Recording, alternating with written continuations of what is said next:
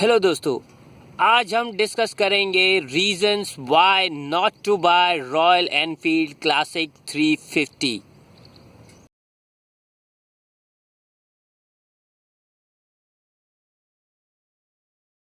सबसे पहली चीज़ आप रॉयल एनफील्ड में ऑब्ज़र्व करेंगे वो है ये की। हालांकि ये की आप देखेंगे कि बहुत ही एंटीक बनाई है, पर ये की काफ़ी चीप लगती है comparing to the keys that you get from other bikes, and the quality of the lock not up to the mark. It feels really cheap, and after some time the key will bend and you have to make it straight by hitting hammers.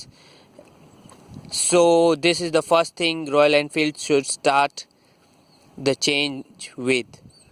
Make a good quality key. Royal Enfield classic में आप observe करेंगे कि उन्होंने fuel metre नहीं दिया है, उन्होंने ना कोई फ्यूल इंडिकेटर लाइट दी है, उन्होंने एम्प मीटर दिया हुआ है। अगर आपकी बाइक रिजर्व में है और आप भूल गए कि बाइक रिजर्व में है, you are in big trouble. Royal Enfield Classic 350 में आप एक चीज़ ऑब्ज़र्व करेंगे, वो हैं वाइब्रेटिंग मिरर्स। शायद रॉयल एनफील्ड लेने के बाद लोग मिरर्स निकाल देते हैं। Maybe this is the major reason for that, because the mirrors start vibrating, और ये एक ऐसी स्पीड पर वाइब्रेट करते हैं, यानी कि क्रूजिंग स्पीड पर 60 के आसपास ये वाइब्रेशन शुरू हो जाती है और आप पीछे देखना ऑलमोस्ट इम्पॉसिबल हो जाता है, जो कि सिटी राइडिंग कंडीशन में बहुत नेसेसरी है और इवन हाईवे पर भी बहुत नेसेसरी है। शायद रॉयल एनफील्ड को इसे ठीक करना चाहिए कि हैंडल बार्स में वाइब्रेशन कम हो। Let me show you.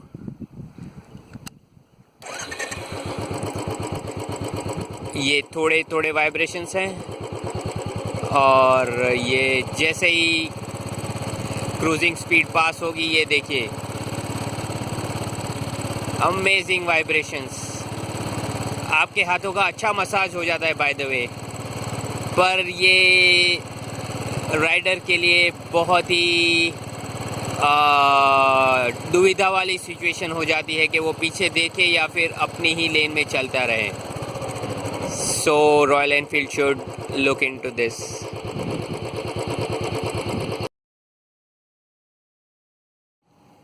अगर आप रॉयल एनफील्ड क्लासिक 350 लेंगे तो आपके लेफ्ट हैंड की ग्रिप काफ़ी पावरफुल हो जाएगी। उसका रीज़न है ये हार्ड क्लच। ये देखिए, ये क्लच कितना वॉइस कर रहा है, और इससे आपको अंदाज़ा हो जाएगा कि ये कितना हार्ड आता है। सिटी ड्राइविंग कंडीशंस में जब आपको बाइक राइड करनी पड़ेगी, काफ़ी क्लचिंग और ब्रेकिंग करनी पड़ेगी ट्रैफिक में, तब आपको एहसास होगा कि ये बाइक सिटी कंडीशन में नहीं चलानी चाहिए और काफ़ी अनकंफर्टेबल हो जाएगी। शायद रॉयल एनफील्ड को इसे ध्यान रखना चाहिए। उनके इंजीनियर्स और ओनर्स तो शायद मर्सिडीज़ में पीछे बैठकर चलते होंगे, लेकिन राइडर्स जो हैं वो खुद चलाते हैं, तो उनके हाथों का भी थोड़ा ख्याल करें तो अच्छा रहेगा। अगर आप रॉयल एनफील्ड 350 क्लासिक ले रहे हैं तो आप शायद अकेले ही बाइक चलाएंगे, क्योंकि रॉयल एनफील्ड ने पिलियन सीट को इतना हार्ड दिया है कि पीछे बैठने वाला इंसान आपको सिर्फ़ और सिर्फ कंप्लेन ही करेगा कि दोस्त पीछे नहीं बैठा जा रहा है, बाइक मैं चलाऊंगा। हर बार ये ऐसा होगा, क्योंकि ये सीट इतनी हार्ड है कि पीछे वाले को ऐसा लगेगा जैसे बेंच पर बैठा हुआ है। सो आई थिंक ये निकलवा ही देनी चाहिए और आपको सोलो ही राइड करना चाहिए। If you are going for classic 350 Royal Enfield, I think you should ensure that you only ride alone. Royal Enfield Classic 350 में आप एक चीज़ ऑब्ज़र्व करेंगे कि फ्रंट सस्पेंशन थोड़े ही दिनों में कुछ ऐसा दिखेगा, क्योंकि ये ऊपर नीचे होता रहता है और ये घिसता है। I think royal Enfield should check this and correct this front suspension as well. पीछे उन्होंने नाइट्रस शॉक एब्जॉर्बर दिया है, जो कि काफ़ी कंफर्टेबल है और उसके लिए कोई कंप्लेन नहीं है। I think the only problem is the front suspension. If they can think and improve, it would be great. After spending 1.5 lakhs, royal Enfield आपको ट्यूब टायर्स देगा. क्लासिक 350 में ट्यूब टायर्स आएंगे जो कि MRF ज़ैपर कंपनी के हैं. और आप ये नोटिस करेंगे कि अगर आप कहीं गए हैं और पंचर हो गया है, then you will be standing on the road. अगर ट्यूबलेस टायर होते तो शायद आप उसे पंचर वाले तक घसीट कर ले जा सकते थे बाइक को जैसे तैसे, लेकिन ट्यूब टायर्स में ये चीज़ पॉसिबल नहीं है. हालांकि एक आर्गुमेंट आप ये दे सकते हैं क्योंकि ये क्लासिक है और क्लासिक फील देने के लिए उन्होंने ज़रूरी नहीं समझा कि आपको ट्यूबलेस टायर्स दिए जाएं. But still you know this is modern times. और सबसे पहली चीज़ रॉयल एनफील्ड के ओनर्स करते हैं वो है बाइक लेने के बाद तुरंत ही शॉप पर जाते हैं और एलॉयज़ लगवाते हैं. और मे बी अगर आप एलॉयज लगवा ही रहे हैं तो ट्यूबलेस टायर्स भी लगवा लीजिए.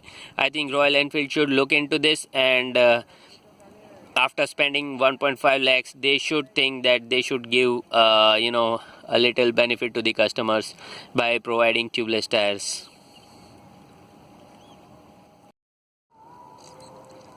Current Classic 350 comes with front disc and rear drum brake assembly.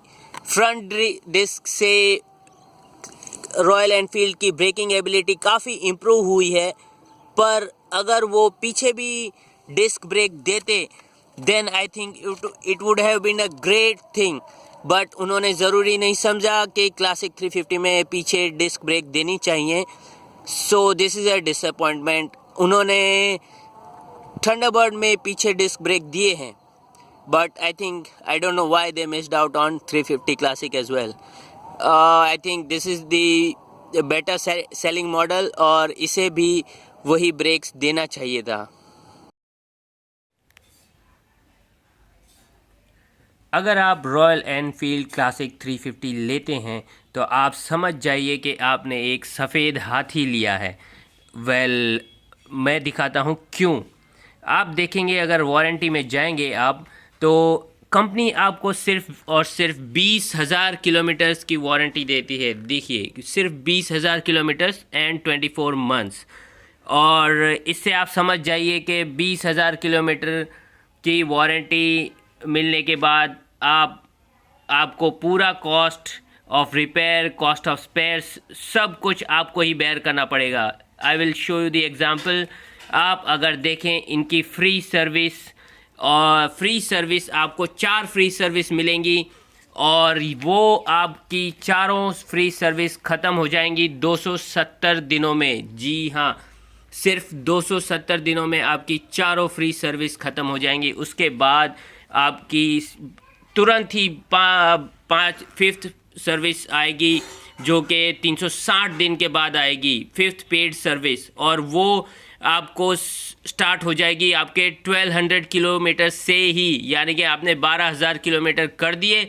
उसके बाद आप पूरा कॉस्ट सिर्फ आपको ही भरना पड़ेगा.